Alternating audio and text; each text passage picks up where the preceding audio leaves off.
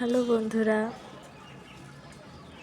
নমস্কার সকলকে। বিয়ের পরে আমার প্রথমবার বাবার বাড়িতে যাওয়া অনুভূতিটা কাউকে বলে বোঝানো যাবে না, তবে আমার হাসি দেখে, আমার মুখটা দেখেই তোমরা বুঝতে পারবে কতটা খুশি। আমি একা যাচ্ছি না, তোমাদের দাদা, আমার মা, মানে আমার শাশুড়ি মা, সবাইকে নিয়ে যাচ্ছি। আমি তো এতটাই ব্যস্ত হয়ে গেছি যে এখনও যাচ্ছে না, সেই গাড়ি চলতেছে তো চলতেছে, এখনও কেন যেতে পারতেছি না, এখনও পথ শেষ হচ্ছে না। আর অপেক্ষা ভালো লাগছে না, কখন যাব, কখন পৌঁছবো, কখন প্রিয় মানুষগুলোকে একটু দেখবো।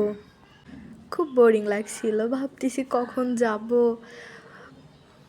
ভাবতে ভাবতে একটু খিদে লাগলো, তার জন্য একটু খাবার কিনে নিলাম। এই যে অবশেষে আমাদের বরিশাল এয়ারপোর্ট, বাড়িতে পৌঁছলাম। এই যে এত খাবার দাবার, সব জামাইয়ের জন্য, মেয়ের জন্য কিছু না। বুনুকে নিয়ে একটু ঘুরতে বের হয়েছিলাম,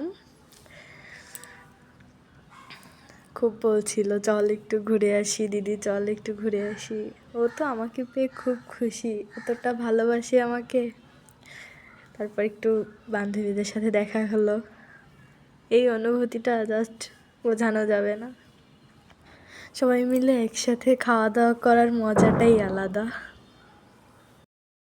সবার সাথে আবার একটু ঘুরতে বের হওয়া,